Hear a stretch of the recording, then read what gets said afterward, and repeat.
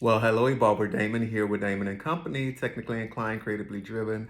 I exist to inspire, and this is another inspirational insight brought to you by Plurapreneur, powered by Daymond and Company. So, this one is a little bit different. Normally, if you follow my inspirational insights, I'm really dedicated to motivation, inspiration, more of a soul searching sort of a thing.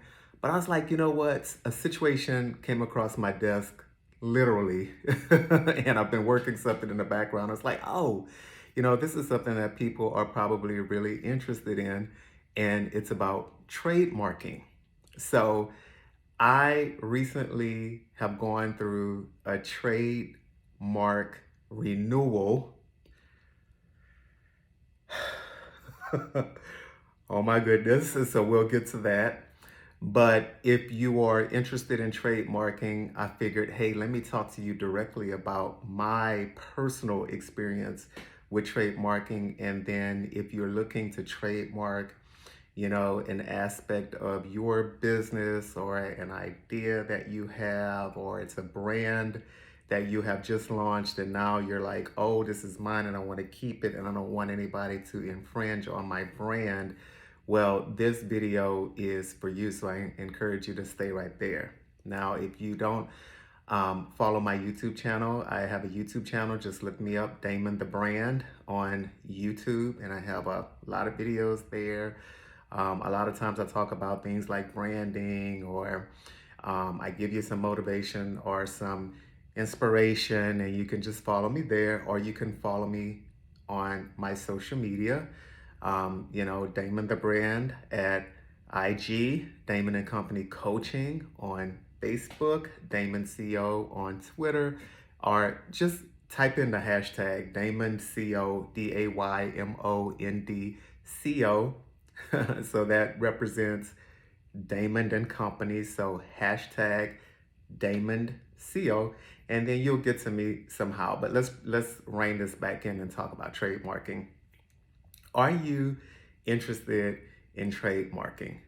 That's number one. Like, answer that question and be very, very clear about it. And when you say yes, understand that that yes comes with a lot of work. Okay, so I have been trademarking since 2009. And I guess the first thing that I want to share with you regarding my experience with trademarking is that it has changed a lot. And then over the years, as you can imagine, from 2009 to 2023, oh my goodness, I'm starting to date myself. A lot has changed. One of the things that I really began to see maybe about 6 years ago is that the trademarking process is more complicated than it used to be. And also the filter is a lot stronger than it used to be. So let me give you an example and tell you what I mean by that. So my very first experience with trademarking is when I launched a nonprofit organization in 2007. And so as we came together and we planned what the organization was going to do, in the back of my mind as the president of the organization, I said, well, we need to have a trademark, right? And so with our logo and then our name, I wanted to make sure both of those things were trademarked. So my first experience with trademarking was actually going through the trademark process on my own behalf because I wanted to learn the process. I ran both of those trademarks through the US Patent and Trademark Office. So that was my first experience. Now, I want to preface that with I really wanted to put my skills to the test because for those of you who don't know, I'm also a systems engineer. And at the time, I'm a requirements engineer. So those things are very, they go hand in hand, even though you probably don't realize that. But as a requirements engineer, I had been trained to understand requirements as law, right? So even though I don't practice law, I was sort of working a role at the time with my professional career as interpreting requirements as law.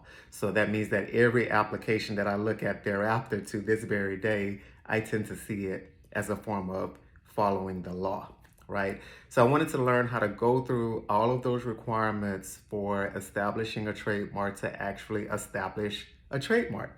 And I ended up doing that. Now, at the time, I was able to just jump on the phone, talk to, U.S. Patent and Trademark Office staff. They were very easy to get to. Remember, all of this is 2009. Think about all the things that we've gone through since 2009. Think about, the financial crises that we've gone through. Think about COVID. Think about, the U.S. budgets being streamlined because of our major deficits and things of that nature that have happened. So as you can imagine, the U.S. Patent and Trademark Office was affected as well. So staff kind of dwindled down. The process went more electronic. There's applications now that you can use to establish your trademark. But at the time when I started in 2009, I would say the process was easier and I could easily get on the phone and talk to somebody about going through the trademark process. Now you have to fill out this application. Also, the application has gotten a bit more complicated. So my experience with dealing with the U.S. Patent and Trademark Office application for trademarks is that you better do your research before you start filling out that application, because if you're not checking the right box or you're not interpreting the right paragraph the right way in order to fill out something correctly, you will get stopped. So there are several gates that you must pass after you submit your U.S. Patent and Trademark application to the U.S. Patent and Trademark Office. You need to get that application right. If not, the initial examiner that application hits, if something is filled out incorrectly, that application will get kicked back to you. They'll tell you what's wrong with your application. You need to read it very, very well. Make sure if you don't understand it, ask and call the U.S. Patent and Trademark Office, get on the line, speak to a helper. The helper may or may not be the same examiner that looked at your application. Be forewarned, right? The person that you talk to on a helpline may or may not know your exact situation. So research your issue and come prepared to talk directly to a person who can help you, and be very, very specific with your questions so that you can get the right answer. That is my feedback. If you have to do a correction to your application and you do it and you revise it within a time frame that's specified for you to revise it, then it will go forward and it will be examined even more, whereas you submitted content in your application. You said what your effort is. You said what you're trademarking. It's very clear what you're trademarking. And oh, by the way, I forgot to mention, your idea doesn't infringe on another idea that's already in the US database with a million other businesses. What I don't know this to be certain, but what I would imagine is that whenever you submit your idea to the US Patent and Trademark Office, there are certain keywords and phrases that are getting submitted with your application that may trigger some things. So by the time it hits an examiner or someone looking at your content, or even the patent and trademark lawyer that it eventually gets to, I would imagine there's some triggers or maybe some highlights that hits their desk so that they can tell you that your application will go forward or not.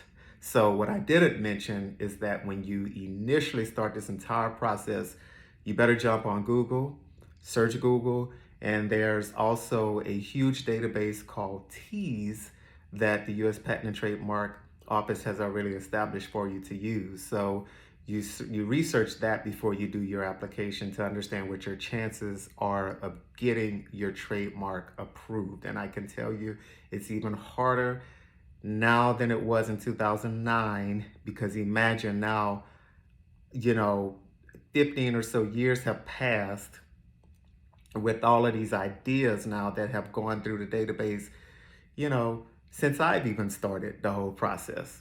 So that means you're competing with a lot more approved trademarks, and the process is a little bit more difficult, and staff is not as many as it used to be. So those are the challenges that you have to face when you are attempting to trademark a brand or to trademark an effort that you are releasing into society.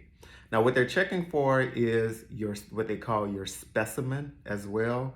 So when you're submitting a trademark, it's not like you just thought of something last night and then you submit an application. No, they're checking to see if this is legitimate. Have you started pitching your idea to, um, industry or to your environment, right? So let me give you an example. If they ask you for a specimen, I just had to do this for a brand that I just renewed. If they ask you for a specimen, what I had to do was submit a brochure that was already done for me to hand to people to discuss what the effort is that I was trademarking, right? So you have to be prepared to have that specimen.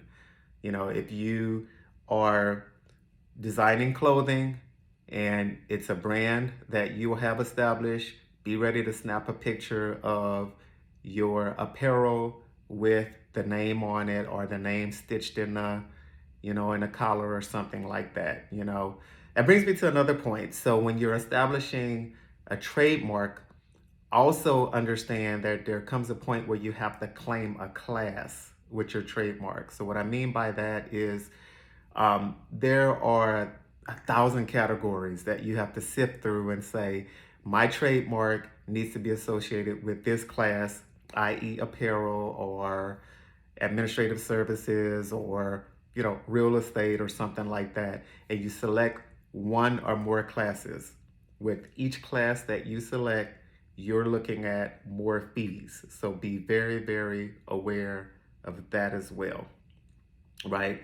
So in a nutshell, your trademark will go through initial examination, a deeper examination. It will hit the final examination of the trademark lawyer. And then if all of that passes, your trademark lawyer will give the green light for your trademark to hit the National Gazette. When you hit the National Gazette, that's I'm telling you, that's like you're in a race and you just crossed the finish line. So when you hit the National Gazette, just like I did with renewing a brand that I have called Magnificent Mogul, I'll probably tell you about that a little bit more, but that's the brand that I had to go through the whole renewal of the trademark with. I've been working that in the background. It's taken about 9 months, but I just want this video to be very informative to you because the process can be very, very challenging. I'm sure there is a way to have this expedited if you pay the right fees and then you work with lawyers. I'm the type of person, if you follow my brand, you know this to be true. I'm the type of person that I like the challenge first, because by the time I do it again, I want to be able to say if I'm working with a professional and we're fast tracking stuff or I'm paying fees for something, I want to know what the fees are that I'm paying so that I can align that with the work that's being done for me. So that's why I end up going through all of the processes. And then by the time you talk to me, you know what I'm talking about. So that's why I'm doing this video. I feel like some of you are interested in trademarking, but you're probably very, very confused about the process. I have some clients that I've worked with in the past trying to get through trademarking. Believe me, I know how difficult it is. As a matter of fact, I have one past client right now who is really struggling with it. So I give, some advice and consultation here or there. But that brings me to another point. The reason why I have sort of backed away from working directly with client trademarks is because the process is different. I used to be able to get on the phone and talk to the U.S. Patent and Trademark Office on behalf of a client, whereas today that's no longer possible. That either the client, if the client is representing themselves to get their trademark approved, either their client jumps on a phone with the office. I can probably be on three-way, right? There to help ask the right questions. But if it's not me, then a lawyer can also call if the client is represented by a lawyer, preferably one who is already versed in trademark law.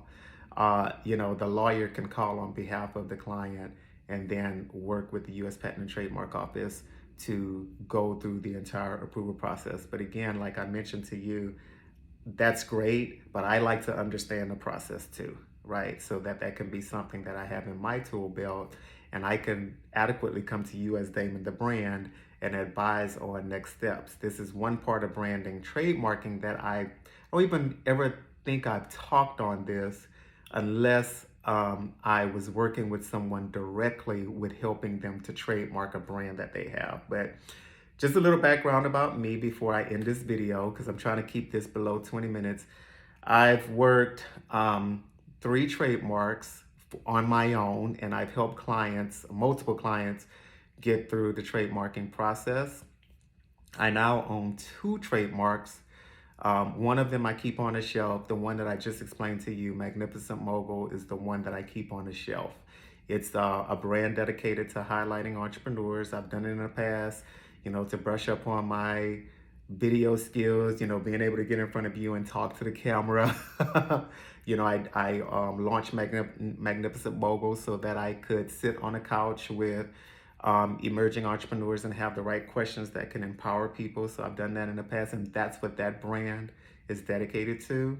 As I begin to shift and I have multiple freelance businesses in my portfolio. As I begin to shift, I kind of put that to the side to focus on other things I wanted to bring to the forefront, like real estate, coaching, branding, or whatever. And then I'll figure out what to do with Magnificent Mogul per this renewal. We can talk about that later.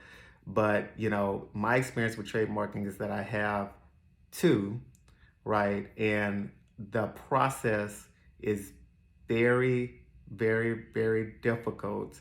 And I just want to forewarn you of that. If you want to go through it, either pay the money to get through the trademarking process with the lawyer, or if you want to do it yourself, spend the time to understand what you are about to embark on. It is a journey.